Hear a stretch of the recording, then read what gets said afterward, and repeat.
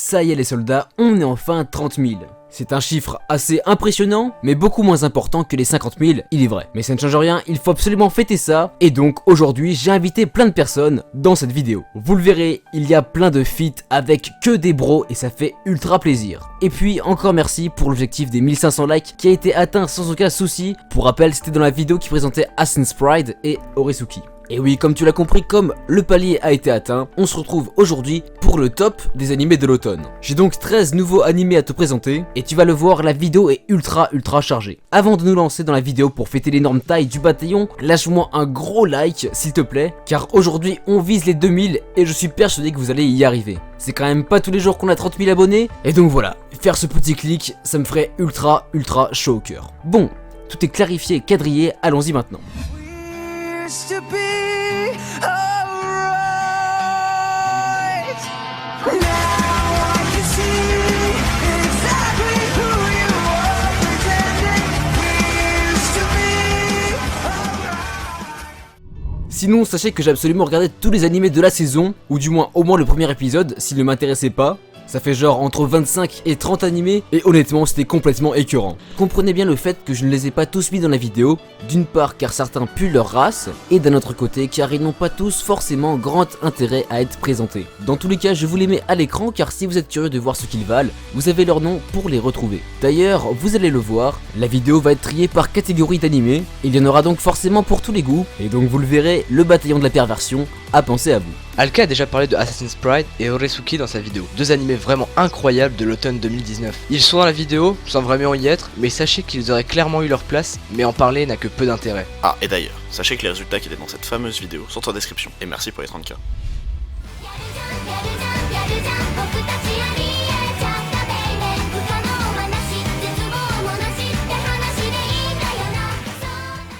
Commençons donc avec les isekai.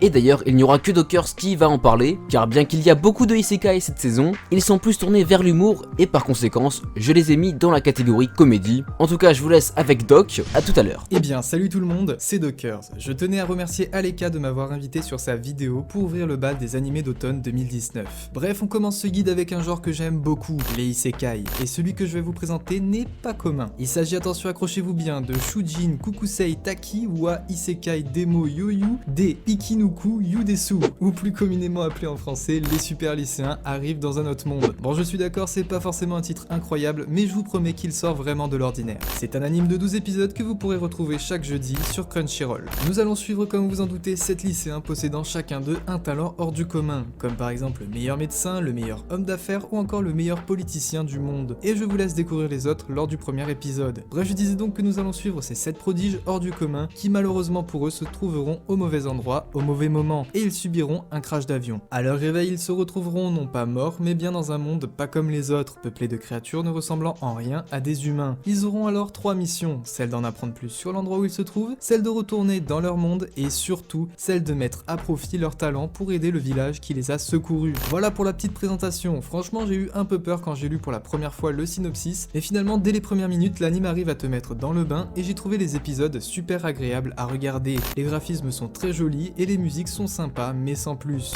Donc si toi qui regardes la vidéo, tu es à la recherche d'un isekai qui sort de l'ordinaire, eh bien n'hésite plus. Bref, merci de m'avoir écouté, je vous laisse avec le prochain anime.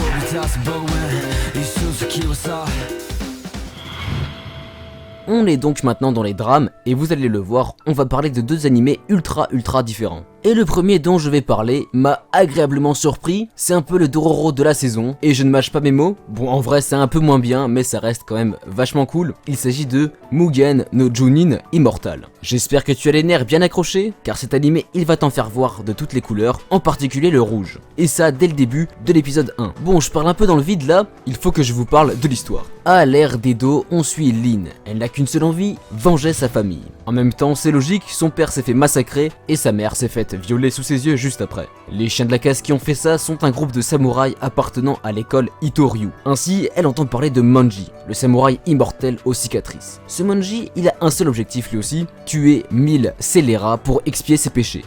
Vous vous en doutez, leurs objectifs assez proches vont les faire s'allier et on va suivre leur périple guidé par la vengeance. Est-ce qu'ils ont fait des bons choix de vie? Je vous laisse en juger par vous-même. Personnellement, j'ai trouvé ça vraiment excellent et étrangement, personne n'en parle sur la toile. Hello les gens, c'est Breakun, Panto Sensei. Aujourd'hui je remercie Aleka de m'avoir invité pour vous parler de mon animé favori de cette saison, qu'il ne faut surtout pas rater. Originalité et métaphore sont les maîtres mots de cet animé. Cet animé va vous amener dans un monde métaphorique où il existe des animaux d'espèces différentes qui cohabitent avec une apparence humaine. Cette cohabitation est rendue difficile par la tension entre les carnivores et les herbivores. Les carnivores qui doivent contenir leurs envies de viande et mangent des plats spécifiques qui équivalent à de la viande. Ouais, en gros ils sont véganes. Et les herbivores qui les méprisent, les prenant comme des animaux. Ce qui est assez ironique alors que même sont des animaux. Mais en plus, au-delà de la tension carnivore-herbivore, il existe des fractures sociales au sein même des herbivores, car vous vous en doutez, mais il est difficile de cohabiter avec tant de différences. Et c'est totalement une métaphore de notre monde par rapport au racisme, bien évidemment, le rejet de l'inconnu. Sous un aspect de school life, de vrais thèmes de société seront abordés à travers des métaphores explicites, comme avec le racisme dit plus tôt, le harcèlement et même des thématiques propres à ce monde, qui seront exposées, comme avec le cerf qui enrage face à la réalité de sa faiblesse et que malgré tous ses efforts, il sera toujours plus faible qu'un carnivore. Mais n'oublions pas non plus que c'est un animé de romance. En effet, nous suivrons une histoire d'amour entre un petit lapin tout mimi et un loup. Ce qui est vraiment très intéressant car ils n'ont a priori rien en commun et c'est tellement mignon. Une autre spécificité de cet animé est son animation qui s'apparente à de la CGI. Même si au début c'est assez bizarre, on s'habitue et ça rajoute même une touche à l'animé. Enfin, comment vous parler de cet animé sans mentionner son opening ? Qui est incroyable. Cet opening est un travail de maître, une réalisation en stop motion absolument magnifique sur une musique qui vous donnera envie de danser comme le loup et cette petite lapine. Et finalement, n'est-ce pas le message de cet animé? Aller au-delà des différences de chacun et danser. En bref, une réelle pépite sortie de nulle part qui, je pense, ne vous laissera pas sans voix. Vous ne pouvez pas rater ça. 遠い海からかすかに届く潮騒は決して幻じゃないはずただ Ça y est, on passe aux animés de sport, et ce sont deux animés qui m'ont clairement surpris.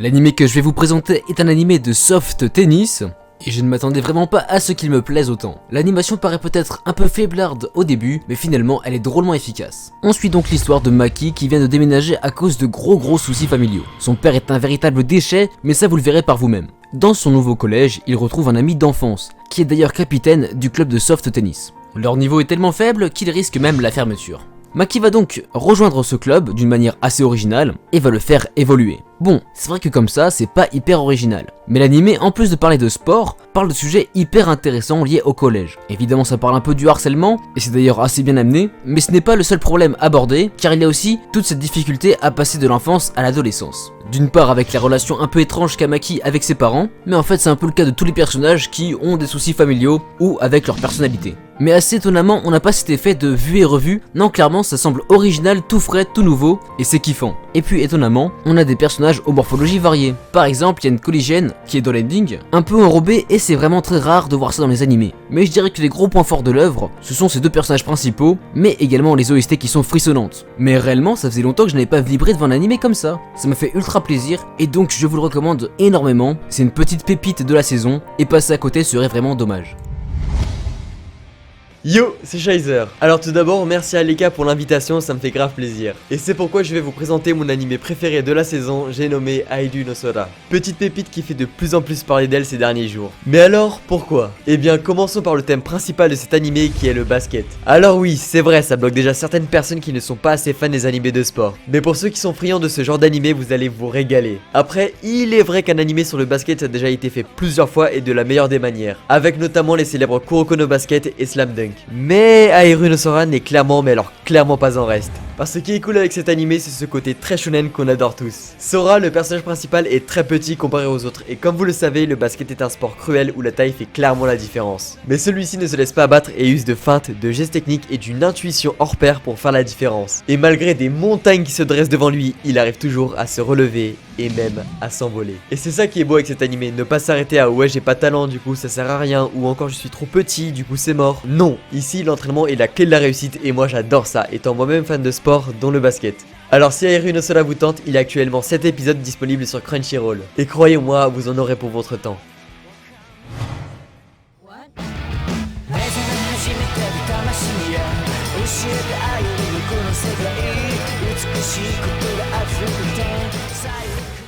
Hey, me revoilà pour les animés d'action et on démarre avec Azur Lane. Bon, cet animé il est un peu spécial et pas forcément sans défaut, mais bon, vu que c'est rempli de waifu et vous savez à quel point j'adore ça, il fallait forcément que je vous en parle. Bon, en tout cas j'espère que t'aimes l'aviation, les batailles navales et la guerre, car en gros cet animé c'est un combo entre justement tout ça, et des lolis et des gros boobs. Et pourtant, étrangement, il n'y a pas du tout de Heichi.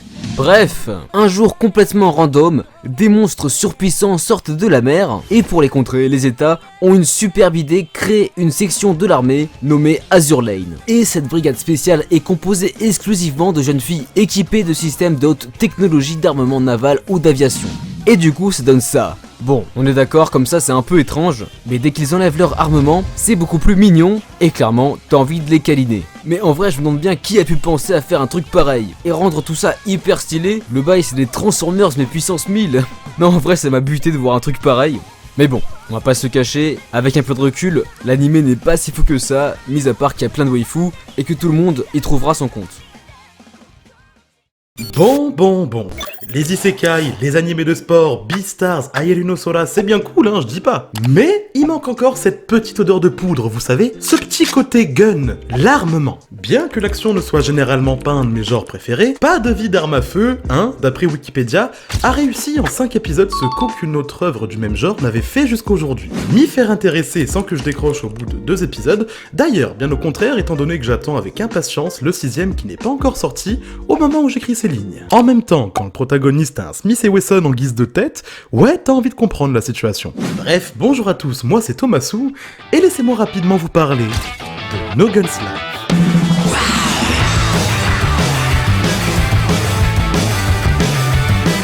Alors No Guns Life, c'est d'abord l'histoire d'Inui Juzo, un homme revolver. Tout ce qu'il n'y a pas de plus banal et j'ai même pas envie de savoir l'état de son voisinage. Dans un Tokyo très industriel et cyberpunk se produisent des choses très douteuses. Je préviens tout de suite, c'est un seinen, une œuvre pour les grands entre guillemets. Donc, personne sensible, je vous conseillerais de passer votre chemin. En période d'après-guerre, placée sous le signe du cybernétique, le monde est en pleine reconstruction. Mais des restes de cette même guerre se font sentir. À coups de trafic d'organes robotiques, de meurtres, d'enlèvements et de gangs mafieux, les rues n'avaient jamais été si dangereuses et malsaines. Rajoutez à ça des pratiques gouvernementales et recherches scientifiques inhumaines venant d'entreprises cherchant à s'accaparer le pouvoir de façon plus que douteuse, relevez tout ça avec un protagoniste fumeur de façon d'être très chill sans aucun manque de charisme, mais tourmenté par de lourds souvenirs de guerre et un passé oublié, avec une détente derrière la tête, des compagnons dont une arme ultime faisant guise de clé scénaristique, un zeste de jazz urbain et vous obtenez No Guns Life. Non, sans deck, les OST sont vraiment ouf. Personnellement, je me suis très facilement laissé emporter par l'ambiance de l'animé. Des OST toujours très chill accentuent l'immersion et la relaxation dans un contexte qui pourtant ne l'est pas vraiment. Une histoire prenante derrière un air vraiment profond, Juzo, ce protagoniste bien qu'original mais très complexe à cerner.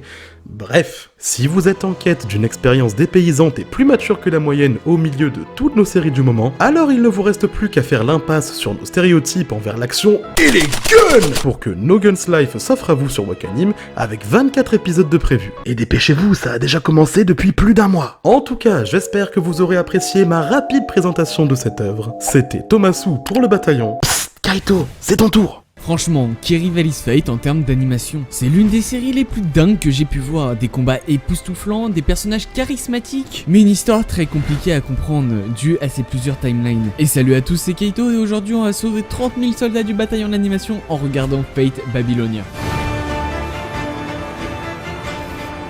Suite au film Fate Grand Order The First Order, nous vient la saison préférée des fans de Fate, l'arc Babylone. La plus vieille époque du monde, j'ai nommé la Mésopotamie antique. C'est l'histoire du dernier master Fujimaru Litsuka et son servant Mash, qui doivent sauver la singularité de Gilgamesh, le roi des héros. Suite au film Grand Order The First Order, le futur a été dévoilé aux yeux de Chaldea, l'organisation où se trouvent Fujimaru et Mash, et le seul moyen est de trouver les 7 Graals à travers le temps. Et voilà donc pourquoi nos héros se retrouvent à Uruk en compagnie de Gilgamesh. Mais comme si le roi des héros allait donner gratuitement le Graal, il faut savoir qu'à cette époque, Gilgamesh avait tous les trésors du monde, même le One Piece. Ils vont devoir réaliser des tâches de merde comme des tâches nobles pour qu'ils se fassent entendre, rencontrer pas mal de personnes comme Ishtar, la déesse de l'amour et de la guerre pendant cette époque, mais le problème c'est que elle aussi souhaite avoir le Graal, mais c'est qu'il n'y a pas que une déesse qu'il souhaite, mais bien 3. 3 personnes qui souhaitent le Graal de Gilgamesh. Et comme à chaque fois à Fate, on a toujours des personnages historiques, ce qui est très plaisant. D'ailleurs, la meilleure des choses dans Fate Grand Order, c'est qu'on voyage à travers les époques. La Mésopotamie, Camelot, Londres, l'époque des pirates. D'ailleurs, le seul problème de cet arc, c'est de l'avoir sorti avant tous les autres, parce que c'était le préféré des fans. Car tout simplement, c'est la dernière singularité à sauver, et ce qui nous spoil un peu des autres futures saisons et films de Fate Grand Order. Et d'ailleurs, cette fois-ci, ce n'est pas Ufotable qui anime ce Fate, mais Cloverworks, qui paraît très prometteur. Surtout qu'ils ont déjà fait Darling in the Franxx et même The Promised Neverland. Oh, Alika! Oh, frérot! Hé! Retousse en cas.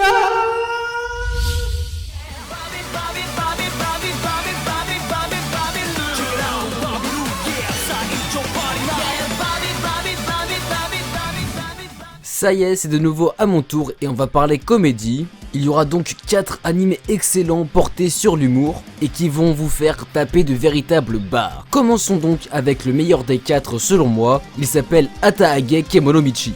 Alors déjà, pour que tu saches un peu où tu vas mettre les pieds, il s'agit d'un isekai, mais totalement parodique. On suit donc un catcheur qui, en finale d'un gros tournoi, va se faire téléporter dans un monde parallèle dans le but de le sauver. Sa mission sera donc de sauver le royaume qu'il a invoqué des monstres qui l'attaquent. Mais étant un véritable fou des animaux, il n'a qu'une seule idée en tête, c'est apprivoiser un maximum d'espèces qu'il ne connaît pas et fonder une véritable animalerie. Chaque personne qui lui mettra des bâtons dans les roues se prendra une véritable prise de catch. Et tu vas le voir, il y a des scènes qui sont génialissimes. Pour en rajouter une couche, il passera pour un gros pervers avec sa tenue de catcheur plus que loufoque. Et je te le garantis, c'est éclat de rire sur éclat de rire. Pour te prouver que c'est une œuvre de qualité, l'auteur de la série est le même que celui de Konosuba, ce qui explique un peu la ressemblance des personnages principaux et toujours ce côté hyper parodique. Toujours dans les isekai, Cautious Hero, the hero is overpowered but overly cautious est un isekai dans lequel une déesse invoque un héros pour sauver un monde. Mais le mec qui a été invoqué est totalement cheaté et ultra badass. Cependant voilà, il est beaucoup trop prudent, ce qui va créer de véritables quiproquos. Il a confiance en personne et va utiliser ses capacités les plus puissantes contre de vulgaires slimes. Et tout ça par simple méfiance. Il s'entraîne H24 à tel point que c'en est risible et absurde. Mais bien que l'anime ne soit pas forcément parfait graphiquement, les gags sont excellents et le studio ne passe pas par 4 chemins, vous allez le voir. Je vous garantis forcément des fous rires, c'est absolument mortel. Passons maintenant à l'animé que j'attendais vraiment énormément. C'est un animé d'humour assez mature et qui ne se prend pas du tout au sérieux, vous allez le voir. Et il s'agit de Kabukisho Sherlock. C'est disponible sur ADN, donc l'histoire se déroule à Kabukisho, un quartier hyper chaud de Shinjuku. Prostitution, drogue, femmes, tout ce que tu veux s'y trouve. On suit donc Watson, un docteur venant de se faire virer de l'hôpital où il travaillait. À cause d'un étrange événement qu'il a vécu, il cherche donc absolument à rencontrer le détective Sherlock Holmes. Et ce mec c'est le plus gros détective de Shinjuku et de tout le Japon il me semble. Mais surtout ce qui est génial avec lui, c'est qu'il a plusieurs personnalités et qu'il est clairement schizophrène. Donc vous allez le voir, ça va amener à plein de situations incroyables. Mais finalement il résolvera ses enquêtes avec brio à chaque fois et de façon assez intéressante. À chaque épisode on a une nouvelle enquête. Et malheureusement, à chaque fois, Watson, le docteur, de par la personnalité assez spéciale de Sherlock, n'arrive jamais à lui partager sa demande. C'est un animé qui se veut sérieux mais qui ne l'est pas vraiment, et clairement, tous les personnages sont assez attachants, on y voit un truc complètement décalé vraiment, c'est incroyable. Un personnage qui est clairement là pour troller est un travesti par exemple, et c'est juste hilarant mais vous le verrez par vous-même de toute façon. En tout cas, je vous le recommande vraiment. Et donc l'avant-dernier animé dont je vais vous parler se nomme Meiri Mashita Irumakun et c'est clairement ma plus grosse surprise de la saison. C'est le dernier animé que j'ai regardé et clairement je ne m'attendais pas du tout à ça. C'est franchement mais super drôle. C'est possible que le synopsis ne vous plaise pas forcément et que vous ne serez pas hyper convaincu, mais franchement je vous invite au moins à regarder l'épisode 1 et je suis persuadé à 100% que vous regarderez tous les autres. Voilà le mini synopsis. Suzuki Hiroma a été vendu par ses parents qui n'avaient que très peu d'argent à un démon. Tu l'as compris, les darons ont vendu leur gosse comme ça sans aucun souci. Désormais il devra se faire à sa nouvelle vie en tant que démon, il devra donc vivre comme eux, mais surtout aller à l'école du monde des démons où tout un tas de créatures diaboliques étudient là-bas. Et forcément pour lui qui est humain, aller à l'école avec des démons et être avec eux H24, ça va être très compliqué et il va enchaîner péripétie sur péripétie. Bon, il est vrai que le personnage principal paraît un peu fragile, mais en fait il est hyper attachant et a un pouvoir assez particulier, mais qui n'a rien à voir avec de la puissance. Vous le verrez, c'est assez surprenant et je n'ai pas du tout envie de vous spoil. Avec tous ces démons à la fois différents et hilarants, on a un truc vraiment fun et qui tourne le school life à un ridicule mais qui est juste génialissime. On a un truc hyper original et qui va te surprendre à chaque épisode, voire carrément à chaque minute. Mais clairement, le vrai bonus, le truc de fou de l'animé, c'est clairement le personnage qui s'appelle Clara. Elle a les cheveux verts et les sourcils verts, et même les yeux d'ailleurs en fait. Et c'est un personnage tellement mais tellement drôle, vous le verrez, mais c'est incroyable. Elle est complètement stupide, mais c'en est vraiment risible. Honnêtement, j'ai vraiment rigolé, mais vraiment rigolé devant cet animé à cause d'elle. 誰も見たことない夢の中で灯した Bon, cet animé, il est spécialement pour le bataillon de la perversion. Je l'ai même pas fini, j'ai regardé qu'un seul épisode. Ça prouve bien à quel point il n'est pas forcément terrible. C'est un bon gros harem, avec un personnage principal qui ne ressemble pas à grand chose, mis à part un monstre. Et du coup, il ne veut qu'une seule chose, être seul. Et puis un jour, il rencontre 9 sœurs, qui sont des Valkyries engagées par Odin pour protéger la Terre. Mais pour déployer toutes leurs capacités, elles doivent être stimulées, et donc Akuma, le personnage principal, va devoir solliciter le pouvoir de l'amour s'il ne veut pas que la Terre explose. En gros, bam, il embrasse une des Valkyries, et elle se transforme en Super Saiyan. Bon, on est d'accord, ça ne vole pas très haut, mais pour les fans de Ecchi que vous êtes, ça suffit largement. Et si vraiment ça ne te suffit pas, va voir XL Juchi, sa sœur, en ce moment, et là clairement tu ne seras pas déçu. Ça y est, la vidéo des 30K est enfin terminée, ça a été beaucoup de galères, il est vrai, surtout au niveau de l'organisation, mais c'était un pur plaisir, et je trouve qu'on a un résultat vraiment sympathique pour autant de featuring en une vidéo. Certes, la vidéo est assez longue, mais elle fait le job, et ça me fait ultra plaisir. Je vous invite fortement à aller voir toutes les chaînes de mes collègues, et aussi à passer sur mon Discord, car pour Noël, on va faire gagner quelques petits cadeaux, en rapport avec les animés évidemment, donc tu peux le rejoindre, il y aura ce concours. Et donc pour financer ce concours, je t'invite fortement à aller sur Utip et regarder quelques pubs. Encore merci à vous pour les 30K, j'espère sincèrement qu'on va atteindre les 35 000 abonnés avant 2020, ce serait génialissime. Un énorme merci à toi qui m'as écouté jusqu'à la fin de la vidéo, on se retrouve très prochainement pour une nouvelle vidéo, allez bye. Ah, et sachez que l'année n'est toujours pas finie, et du très lourd va encore arriver sur la chaîne.